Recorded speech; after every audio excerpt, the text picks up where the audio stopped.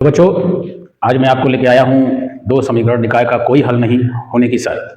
कि कब दो चर वाले समीकरण निकाय का कोई हल नहीं होगा, तो ऐसे प्रश्नों का उत्तर हम कैसे देंगे। तो देखिए, आपके सामने क्वेश्चन लिखा गया है कि दो चर वाले समीकरण निकाय का कोई हल नहीं होने की शर्त क्या है।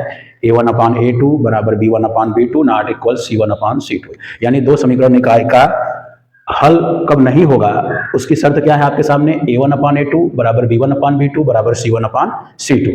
तो देखिए, दो चर वाले समीकरण किस रूप में होते हैं। a1x plus b1y plus c1 बराबर 0। और दूसरा समीकरण क्या है, a2x plus b2y plus c2 बराबर 0। इसी समीकरण की जो प्रश्न दिया गया होता है उसी से तुलना करते हैं, यानी a1 b1 और c1 a2 b2 और c2 का मान निकालते हैं। तो आइए देखिए, ये मान यहाँ पर निकाला जाए। तो देखिए, यहाँ पर x का गुणांक a1 है और इस समीकरण में x का गुणांक 6 है, यानी a1 के स्थान पे क्या हो जाएगा, 6 हो जाएगा। तो a1 बराबर 6।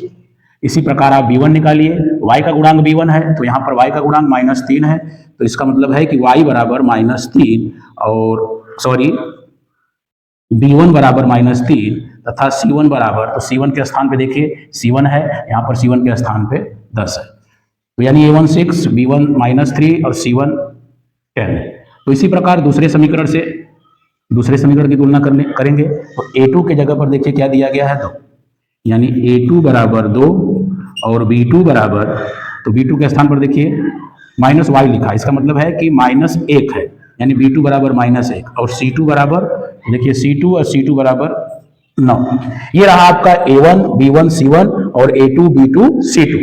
तो अब करेंगे क्या, आप a1 बटे a2 निकालिए, b1 बटे b2 निकालिए, c1 बटे c2 निकालिए। देखिए क्या आ रहा है, तो हम a1/a2 निकाल रहे हैं 6 बटे 2, तो काट देंगे 2 एकम 2 3 6, यानी ये आया मान 3/1।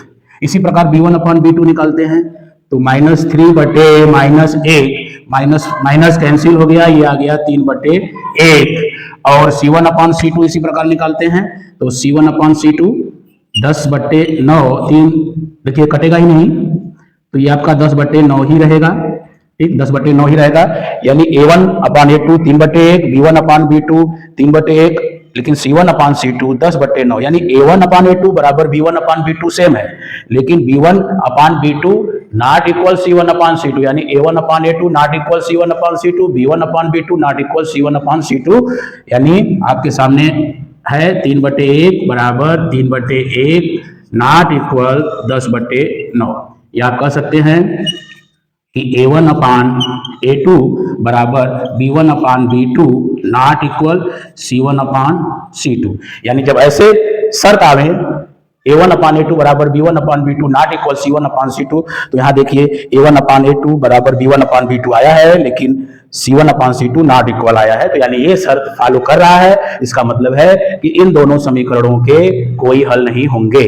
यानी अगर ग्राफ पर इन रेखाओं को खींचेंगे तो ये रेखाएं समांतर होंगी। कैसे, जैसे एक रेखा अगर ऐसे जाएगी तो दूसरी रेखा भी इसके समांतर होके जाएगी, यानी दूसरी रेखा पहली रेखा को या पहली रेखा दूसरी रेखा को कहीं पर भी विभाजित नहीं करेगी या कहीं पर भी काटेगी नहीं, यानी ये दोनों रेखाएं एक दूसरे के समांतर होंगी।